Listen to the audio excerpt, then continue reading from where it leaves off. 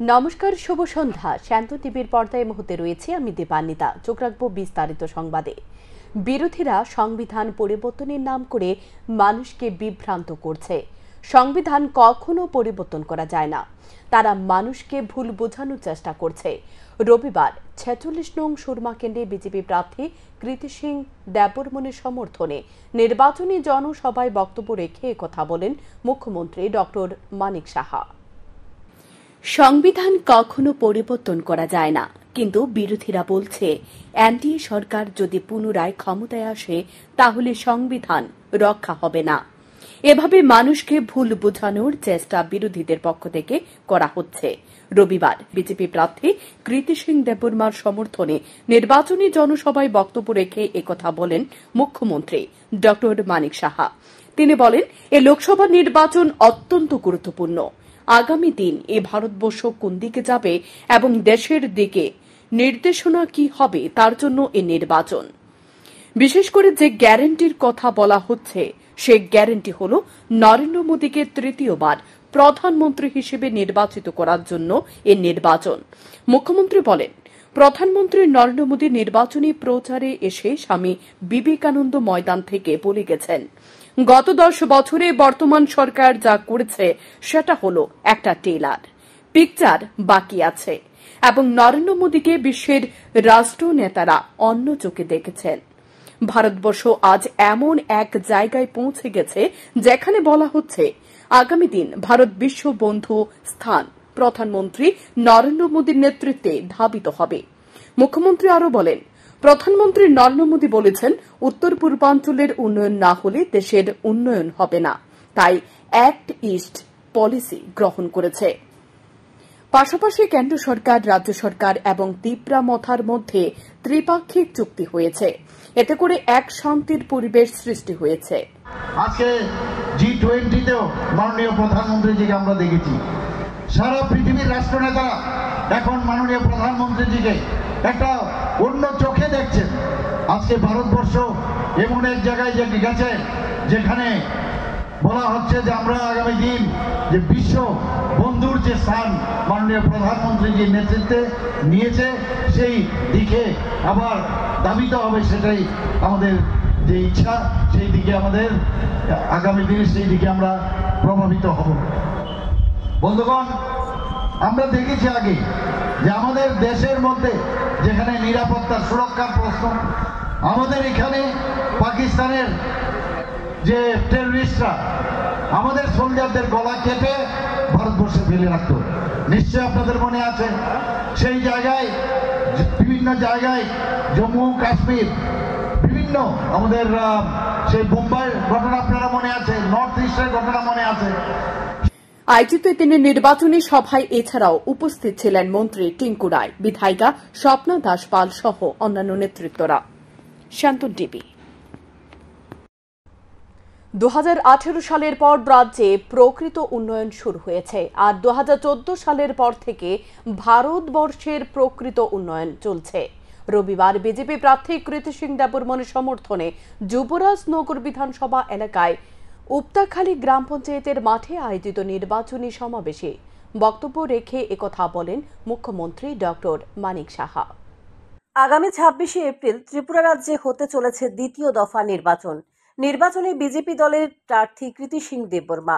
কৃতি সিং দেববর্মার সমর্থনে যুবরাজনগর বিধানসভায় এলাকায় উপতাখালী গ্রাম পঞ্চায়েতের মাঠে এক নির্বাচনী সমাবেশ অনুষ্ঠিত হয়। সভায় উপস্থিত ছিলেন মুখ্যমন্ত্রী ডাক্তার মানিক সাহা, প্রদেশ বিজেপি সভাপতি রাজীব ভট্টাচার্য, সমাজ শিক্ষা ও সমাজ কল্যাণ দপ্তরের মন্ত্রী টিঙ্কু রায়, উত্তর জেলা পরিষদের সভাধিপতি ভবতোষ দাস সহ অন্যান্য নেতৃবৃন্দ। সভায় মুখ্যমন্ত্রী ডাক্তার মানিক সাহা বক্তব্য রেখে বলেন, কমিউনিস্টরা দীর্ঘ সময় শাসনে রাজ্য পিছিয়ে পড়েছিল। প্রতিটি ক্ষেত্রে কেন্দ্রেও টাকা দেয় না, এই অজুহাত দেখিয়ে দিনের পর দিন রাজ্যের মানুষকে শোষণ করেছে আর নিজেদের পকেটকে ভারী করেছে। বর্তমানে স্বাস্থ্য, শিক্ষা, প্রযুক্তিবিদ্যা প্রতিটি ক্ষেত্রে রাজ্য এগিয়ে চলেছে।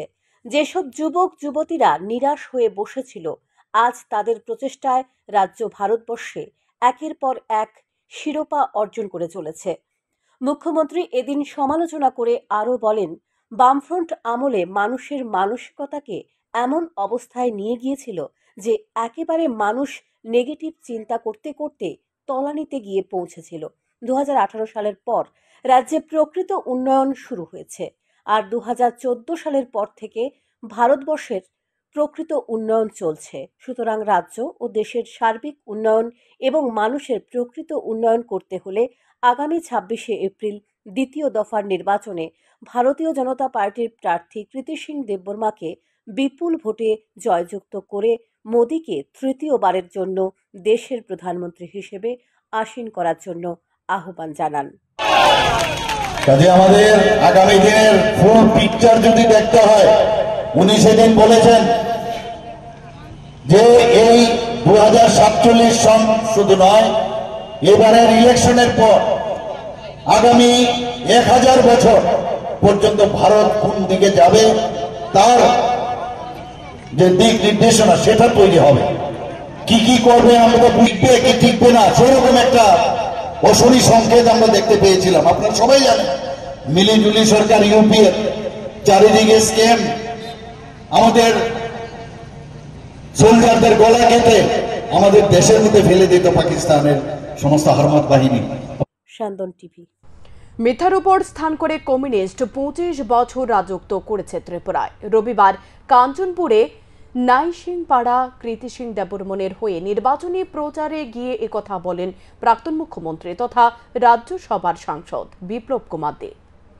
কমিউনিস্টরা যে কাজ করেছে তা কখনো ভুলবেন না। প্রত্যেক শিশুকে পড়াশোনা করাতে হবে, প্রত্যেক যুবককে রোজগার দিতে হবে এবং তাদের এগিয়ে নিয়ে যেতে হবে। এর চিন্তাধারা প্রত্যেক নাগরিকের মধ্যে থাকতে হবে এবং এর বাস্তবায়ন করতে হবে। রবিবার কাঞ্চনপুরে নাইসিংপাড়ায় কৃতি সিং দেববর্মনের হয়ে নির্বাচনী প্রচারে গিয়ে একথা বলেন প্রাক্তন মুখ্যমন্ত্রী তথা রাজ্যসভা সাংসদ বিপ্লব কুমার দেব। তিনি বলেন, এই নির্বাচন কোনো ছোট নির্বাচন নয়, এই নির্বাচন নরেন্দ্র মোদীকে তৃতীয়বার প্রধানমন্ত্রী করে দেশকে এগিয়ে নিয়ে যাওয়ার নির্বাচন। বিপ্লব কুমার দেব আরও বলেন, গত 10 বছরে ত্রিপুরার উন্নয়নের জন্য 1 লক্ষ কোটি টাকা প্রদান করেছে প্রধানমন্ত্রী নরেন্দ্র মোদী। এর আগে ইউপিএ সরকার 10 বছরে মাত্র 40,000 কোটি টাকা রাজ্যের জন্য বরাদ্দ করেছিল। তাই সব মিলবে যদি নরেন্দ্র মোদী তৃতীয়বার প্রধানমন্ত্রী হয়। না হলে রাস্তা, পানীয় জল এবং ঘর এগুলো কিছুই থাকবে না। কমিউনিস্টরা বলবে শুধু আন্দোলন করো। মিথ্যার উপর স্থান করে আরও 25 বছর রাজত্ব করেছে ত্রিপুরায়। তাই জনগণকে মিথ্যার আশ্রয় নেওয়ার প্রয়োজন নেই, কারণ জনগণের সাথে প্রধানমন্ত্রী নরেন্দ্র মোদী, গৃহমন্ত্রী অমিত শাহ, সাংসদ বিপ্লব কুমার দেব, প্রার্থী কৃতি সিং দেববর্মা, মুখ্যমন্ত্রী মানিক সাহা রয়েছেন বলে জানান বিপ্লব কুমার দেব। निर्वाचन महाराज ने एक बार भी बोला नहीं जो कृति देवी देवबर्मा जी के लिए आप वोट दो, एक बार नहीं बोला क्या? नहीं बोला ना। जब नहीं बोला सब मिलके हमारे बहन को सब मिलके इतना वोट देंगे, बहन ने जिंदगी भर याद रखेंगे। तो हमारे भाई लोगों ने, हमारे बहन लोगों ने इतना वोट दिया मेरे को, दीदी को याद रहे। और वो वोट हमको ध्यान रखना पड़ेगा, वो वोट क्योंकि अमित भाई शाह जी ने जो अकॉर्ड किया है और जो महाराज ने बहुत मेहनत किया उसमें, और उसमें जाके दीदी को लाया। और दोनों सीट में, एक सीट में तो इलेक्शन हो चुके, मैं आ चुका हूं 19 को पद्मपुर में वोट हो गया, और अभी 26 को है, उसमें कमल निशान में, लोटस में छाप मारना है। तो उसी दिशा में हम लोगों को काम करना है। दीदी को हम जब वहां भेजेंगे तब दीदी आप लोगों को जो कमियां अभी भी रह गई है वो सब काम मैं दीदी से कराऊंगा, मैं और महाराज मिलके। और आज मैं गर्व करता हूं, आज मैं गर्व करता हूं सीपीएम के समय यहाँ एक ईंट नहीं मिलता था, एक ब्रिक नहीं मिलता था। आज महाराज यहाँ बिल्डिंग दिख रहा है मेरे सामने। আইজিতে তিনি নির্বাচনী জনসভায় এছাড়া উপস্থিত ছিলেন তীব্রামথার সুপ্রিমো প্রদ্যুৎ কিশোর দেববর্মন সহ অন্যান্য নেতৃত্বরা। শান্তন টিভি। প্রধানমন্ত্রী নরেন্দ্র মোদী এখন খুবই ক্লান্ত হয়ে পড়েছেন। তিনি বুঝতে পেরেছেন 2024 লোকসভা নির্বাচনে তার দলের ভরাডুবি হতে চলেছে। আমবাসা বাজারে রবিবার ইন্ডিয়া জোটের মনোনীত সিপিএম প্রার্থী রাজেন্দ্র রিয়াংয়ের নির্বাচনী সভায় বক্তব্য রাখতে গিয়ে এমনই আশার বাণী শোনালেন প্রাক্তন মুখ্যমন্ত্রী মানিক সরকার। পূর্ব ত্রিপুরা উপজাতি সংরক্ষিত লোকসভা আসনে ইন্ডিয়া জোট সমর্থিত বামফ্রন্ট মনোনীত সিপিএম প্রার্থী রাজেন্দ্র রিয়াংয়ের সমর্থনে রবিবার আম্বাসা বাজারে অনুষ্ঠিত হয় এক নির্বাচনী সভা। সভায় উপস্থিত ছিলেন বামফ্রন্ট সরকারের 4 বারের মুখ্যমন্ত্রী মানিক সরকার, প্রার্থী রাজেন্দ্র রিয়াং, বাম নেতৃত্ব রাধাচরণ দেববর্মা, কংগ্রেস নেতা মানিক দেব, বাম নেতৃত্ব অমলেন্দু দেববর্মা, অঞ্জন দাস, পার্টির জেলা কমিটির সম্পাদক পঙ্কজ চক্রবর্তী সহ অন্যান্য নেতৃত্বরা। এদিন উপস্থিত নেতৃত্বরা কেন্দ্রীয় এবং রাজ্য বিজেপি সরকারের তীব্র সমালোচনা করেন। প্রথমে বক্তব্য রাখতে গিয়ে প্রার্থী রাজেন্দ্র রিয়াং নিজের হয়ে গণদেবতাদের কাছে ভোট চাইলেন। তিনি বলেন, গণতন্ত্র পুনরুদ্ধারে এবং দেশের উজ্জ্বল ভবিষ্যতের কথা মাথায় রেখে গণদেবতারা তাদের পক্ষে মূল্যবান ভোট উপহার দেবে। এদিনকার এই সভায় প্রধান বক্তা মানিক সরকার বক্তব্য রাখতে গিয়ে রাজ্য এবং কেন্দ্রের বিজেপি সরকারকে এক হাত নেন। তিনি বলেন, বিজেপি সরকার মানুষের সাথে বিশ্বাসঘাতকতা করেছে। পূর্বে নির্বাচনে তারা যে সকল প্রতিশ্রুতি দিয়েছে সে সকল প্রতিশ্রুতি পূরণ করতে তারা ব্যর্থ। দিন দিন বেকারত্ব থেকে শুরু করে নিত্য প্রয়োজনীয় দ্রব্যাদির মূল্য বৃদ্ধি আকাশ ছোঁয়া। এসব সমস্যার সমাধানে মোদী সরকারের কোনো ধরনের পদক্ষেপ নেই। তারা বলেছেন, বছরে 2 কোটি বেকারের চাকরি দেবে, কিন্তু সেক্ষেত্রেও তারা বেকারত্ব রোধে কোনো ধরনের পদক্ষেপ গ্রহণ করেনি। সারা বিশ্বে ভারতবর্ষে বেকারত্বের সংখ্যা সর্বাধিক। বামফ্রন্ট সরকারের প্রাক্তন মুখ্যমন্ত্রী মানিক সরকার বলেন, মোদীজি এখন খুবই ক্লান্ত। তিনি বুঝতে পেরে গেছেন 24 লোকসভা নির্বাচনে তার দলের ভরাডুবি হতে চলেছে। মানিক সরকার আরও বলেন, এবারের লড়াই হচ্ছে বিজেপি বনাম ইন্ডিয়া জোটের। বিজেপির 10 বছরের শাসনে প্রতিনিয়ত বেড়েই চলেছে। মানুষের ক্রয় ক্ষমতার সামর্থ্যের বাইরে চলে গেছে। চাহিদা আছে, প্রয়োজন আছে, হাতে পয়সা নাই, যেহেতু কাজ নাই, তাই বাজারে গিয়ে তারা জিনিস কিনতে পারছেন না। পরিণামে উল্টো দিক থেকে সারা দেশে ত্রিপুরা সহ অর্থনীতিতে মন্দা পরিস্থিতি তৈরি হয়েছে। তার অর্থটা কি? এদিনের সভায় সিপিএম কর্মী সমর্থকদের উপস্থিতি ছিল বেশ লক্ষণীয়। শান্তন টিভি। বিয়ের প্রলোভন দিয়ে বিলোনিয়া থেকে নরসিংগড়ে এনে এক যুবতীকে 5 দিন ধরে ড্রাগস পুশ করল দুর্বৃত্তরা। এলাকার যুবকরা যুবতীকে উদ্ধার করে নিয়ে আসে হাসপাতালে। ঘটনায় সৃষ্টি হয়েছে ব্যাপক চাঞ্চল্য। অভিযুক্তদের নাম সৌরভ চক্রবর্তী ও পূজা দাস। বিয়ের প্রলোভন দিয়ে বিলোনিয়া থেকে এক মেয়েকে এনে নরসিংগড়ের এক বাড়িতে 5 দিন আটকে রাখা হয়। এই 5 দিন মেয়েটিকে বেঁধে রেখে ড্রাগস পুশ করা হতো বলে অভিযোগ। অবশেষে শনিবার রাতে মেয়েটিকে উদ্ধার করে হাসপাতালে ভর্তি করে এলাকার যুবকরা। ঘটনার বিবরণে জানা যায়, বিলোনিয়ার একটি মেয়ের সাথে সামাজিক মাধ্যমে পরিচয় হয় আগরতলা আড়ালিয়ার সৌরভ চক্রবর্তী নামের এক যুবকের। গত 5 দিন আগে সৌরভ এবং ওই মেয়েটির বান্ধবী পূজা দাস বিলোনিয়া যায়। বিয়ের প্রলোভন দিয়ে মেয়েটিকে আগরতলায় নিয়ে আসে দুজনে। আগরতলা থেকে তাকে নরসিংগড়ের পূজার বাড়িতে নিয়ে গিয়ে মেয়েটিকে বেঁধে রাখা হয়। এই সময় মেয়েটিকে কোনো খাবার দাবার দেওয়া হয়নি। অভিযোগ, মেয়েটির শরীরে শুধু ড্রাগস পুশ করা হতো। শনিবার রাতে কিছু যুবক মেয়েটিকে উদ্ধার করে হাসপাতালে পাঠায়। মেয়েটি জানায়, অভিযুক্তদের বাড়ি নরসিংগড় স্থিত কালীবাড়ির সংলগ্ন এলাকায়। সেখানে আরও বহু যুবতীকে এভাবে আটক করে ড্রাগস পুশ করা হচ্ছে। ঘটনার খবর পেয়ে রবিবার সকালে জিবি হাসপাতালে ছুটে যান রাজ্য মহিলা কমিশনের চেয়ারপারসন ঝর্ণা দেববর্মা। তিনি মেয়েটির সাথে কথা বলেন, তার চিকিৎসা পরিষেবার খোঁজ খবর নেন। পরে সাংবাদিকদের কাছে ঘটনার প্রতিক্রিয়া ব্যক্ত করতে গিয়ে তীব্র নিন্দা জানান তিনি। তখন ঘটনা জেনে আমার কাছে কোনো ভাষা নেই যে আজকে যুব সমাজ থেকে শুরু করে কিছু যুবতী সমাজও এতটা পিছিয়ে গেছে এবং এতটা ভাবে সমাজে বিভিন্নভাবে কলঙ্কিত অধ্যায় রচনা করে চলছে। রাজ্য মহিলা কমিশনের চেয়ারপারসন জানান, অভিযুক্তদের বিরুদ্ধে কঠোর শাস্তির ব্যবস্থা গ্রহণ করা হবে। এদিকে ঘটনার তদন্ত শুরু করেছে এয়ারপোর্ট থানার পুলিশ। প্রলোভন দেওয়া হয়, তারপর মেয়েটিকে এনে আগরতলায় নরসিংগড় একটা বাড়িতে আটকে রাখা হয় এবং 5 দিন আটকানো অবস্থায় তাকে বেঁধে রাখা হয়। কোনো খাওয়া দেওয়া হয়নি এবং সময়ে সময়ে তার শরীরে ড্রাগস পুশ করা হয়। মেয়েটি এখন প্রচণ্ড অসুস্থ অবস্থায় আছে, প্রচণ্ড ভাবে সে নিজের যে গান বুদ্ধি সেটা হারিয়ে ফেলেছে। তো সেই জায়গায় দাঁড়িয়ে আমরা ভাষা নেই আমাদের কাছে এই ধরনের ঘটনা বিবরণ দেওয়ার জন্য। তো এই ঘটনাকে কেন্দ্র করে নরসিংগড় এলাকায় তীব্র চাঞ্চল্য ছড়িয়ে পড়ে। এর পেছনে মূলত কি রহস্য রয়েছে তা এখনো উদ্ঘাটন হয়নি। তবে ধারণা করা হচ্ছে এভাবে মহিলাদের এনে ড্রাগস পুশ করে অসামাজিক কার্যকলাপ করা হতে পারে। কারণ ড্রাগস পুশ করার পর মেয়েটির সাথে কি হয়েছে সেটা সে কিছুই জানতে পারেনি বলে এদিন স্পষ্ট জানিয়েছেন। সান্দন টিভি। সাংগঠনিক বৈঠকে এসে অসুস্থ হয়ে পড়লেন 2 নং পূর্ব ত্রিপুরা লোকসভা আসনের ভারতীয় জনতা পার্টির মনোনীত প্রার্থী কৃতি সিং দেববর্মা।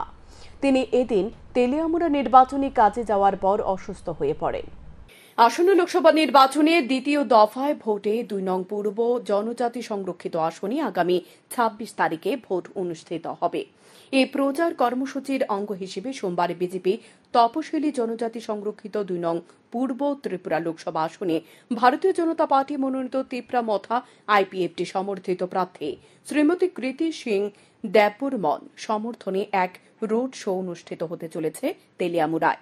এই রোড শোকে সফল করার উদ্দেশ্যে এক সাংগঠনিক সভা অনুষ্ঠিত হয় রবিবার তেলিয়ামুড়ার বড়মিরা ক্যাফেটেরিয়াতে। এই সভায় উপস্থিত থেকে সোমবারে রোড শো নিয়ে আলোচনা করার জন্য তেলিয়ামুড়ায় যান প্রার্থী কৃতি সিং দেববর্মা, কিন্তু তিনি শারীরিকভাবে অসুস্থ হয়ে পড়েন। সঙ্গে সঙ্গে তেলিয়ামুড়া সরকারি ডাক বাংলোতে চিকিৎসার ব্যবস্থা করা হয়।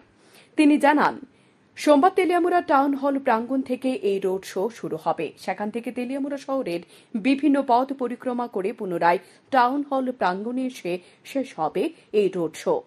এই রোড শোতে উপস্থিত থাকবেন রাজ্যের মুখ্যমন্ত্রী ডক্টর মানিক সাহা, প্রাক্তন মুখ্যমন্ত্রী বিপ্লব কুমার দেব, প্রদেশ বিজেপির সভাপতি রাজীব ভট্টাচার্য সহ অন্যান্যরা। আমাদের পূর্ব ত্রিপুরা আসনের প্রার্থী শ্রীমতী কৃতি দেবী দেববর্মন মহারানী, আমাদের ত্রিপুরার রাজকুমারী, তিনি আজকে তেলিয়ামুড়ার কার্যকর্তাদের সঙ্গে দেখা করতে এসেছেন, কিন্তু রাস্তায় তিনি প্রচণ্ড অসুস্থ হয়ে পড়ায় তিনি বর্তমানে আমাদের পিডাব্লিউডি ডাক্তারবাবুতে বিশ্রাম অবস্থায় রয়েছেন। ডাক্তারবাবুরা এসছেন, 3 জন ডাক্তারবাবু তাকে পরীক্ষা করেছেন। আমরা এখন যাচ্ছি আমাদের প্রার্থীর সঙ্গে দেখা করব, নমস্কার বিনিময় করবেন আমাদের কার্যকর্তারা। আমাদের লক্ষ্য ছিল, আমাদের বুথে বুথে কর্মসূচি চলছে। এদিনের এই সভায় বিধায়িকা কল্যাণী সাহারায় ছাড়া উপস্থিত ছিলেন রাজ্যের ওবিসি মোর্চার রাজ্য কমিটির সম্পাদক প্রসেনজিৎ রায়, বিজেপির তেলিয়ামুড়া মণ্ডল সহ সভাপতি নিতিন কুমার সাহা, মণ্ডল সম্পাদক নন্দন রায় সহ অন্যান্যরা। সভা শেষে শারীরিক অসুস্থতা নিয়ে পূর্ব ত্রিপুরা আসনে বিজেপি মনোনীত প্রার্থী কৃতি সিং দেববর্মন দলের কার্যকর্তা এবং সাংবাদিকদের সাথে মত বিনিময় করেন তেলিয়ামুড়া সরকারি ডাক বাংলোতে। সান্দন টিভি। ভাগ্যের কি নির্মম পরিহাস, সন্তানের মুখ দেখার আগেই পৃথিবী থেকে চিরতরে বিদায় নিতে হলো এক বাবাকে। নাম প্রসেনজিৎ দাস, বাড়ি রাজধানীর আড়ালিয়া ঘোষপাড়া এলাকায়। মৃতের পরিবারের লোকজনদের কাছ থেকে জানা যায়, গত 20 মার্চ আড়ালিয়া ওয়ার্ড অফিসের সামনে 2 বাইকের সংঘর্ষ হয়েছিল। সংঘর্ষে গুরুতর আহত হয়েছিল 35 বছর বয়সী প্রসেনজিৎ দাসের। দীর্ঘ 1 মাস চিকিৎসাধীন অবস্থায় মৃত্যুর সাথে পাঞ্জা লড়ে শেষ পর্যন্ত ব্যর্থ হলেন প্রসেনজিৎ। ঘরে 4 মাসের অন্তঃসত্ত্বা স্ত্রী এবং বিধবা মা। প্রসেনজিৎকে হারিয়ে গোটা পরিবার কান্নায় ভেঙে পড়েন। দিশেহারা স্ত্রীর একটাই প্রশ্ন, কি হয়ে গেল? এমন তো হওয়ার কথা ছিল না। শোকের ছায়া নেমে আসে গোটা পরিবারের লোকজনদের মধ্যে। ঘটনা গত মাসে 20 তারিখ, গত মাসে বলতে মার্চের 20 তারিখ আমাদের ওয়ার্ডের সামনে 2টা বাইকের সংঘর্ষ ছিল। সেখানে ব্রেনে আঘাত লাগছে, জীবিত অ্যাডমিশন করানো হয়েছে, তারপরে ডায়ালিসিস করানো হয়েছে, তারপর ফের আবার জীবিত নেওয়া হয়েছে পরশুদিন, কালকে রাত্রে মারা গেছে। যারা অ্যাক্সিডেন্ট করছে তারা ধরছেন? ধরছে। কি নাম আসলো তার যে মারা গেছে? প্রসেনজিৎ দাস। বাবার নাম? সুবল দাস। বয়স কত হয়েছিল? 35। কে কে আছে বাড়িতে? বাড়িতে বিবাহিত মিসেস আর বিধবা মা। কতদিন আসছিল চিকিৎসাধীন? 1 মাস। রবিবার খোয়াই টাউন হলে লোকসভা 2024 সাধারণ নির্বাচন অপারেশন নিয়ন সম্পর্কে সংবেদনশীলতার জন্য একটি অনুষ্ঠানের আয়োজন করা হয়। খোয়াই জেলা নির্বাচন আধিকারিক তথা খোয়াই জেলা শাসক চান্দনী চন্দন জানান, পূর্ব ত্রিপুরা লোকসভা আসনে নির্বাচন উপলক্ষে 10 দিনের নির্বাচন সংক্রান্ত বিশেষ কর্মসূচি হাতে নেওয়া হয়, যার নাম দেওয়া হয় অপারেশন নিয়ন। এই কর্মসূচিতে নির্বাচনের কাজে নিযুক্ত প্রিসাইডিং অফিসার, পোলিং অফিসার সহ নির্বাচনের কাজে যুক্ত কর্মীরা। কর্মসূচিতে জেলা নির্বাচন আধিকারিক ছাড়াও ছিলেন জেলা police super doctor Ramesh Chandra Yadav, জেলার 6টি বিধানসভার ARO সহ নির্বাচনের কাজে নিযুক্ত সকল কর্মীরা। অনুষ্ঠান শেষে খোয়াই জেলা প্রশাসনের উদ্যোগে সুষ্ঠু নির্বাচন করার জন্য একটি ফ্ল্যাগ মার্চ অনুষ্ঠিত হয় খোয়াই শহরে।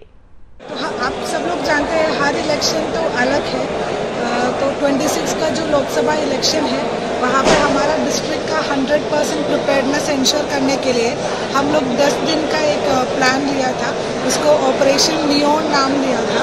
तो अभी जितना भी पोलिंग पार्टीज है, प्रिसाइडिंग ऑफिसर, पोलिंग ऑफिसर, उन लोगों को, सेक्टर मजिस्ट्रेट्स को, सबको हम लोग आज उसका सेंसिटाइजेशन प्रोग्राम किया है।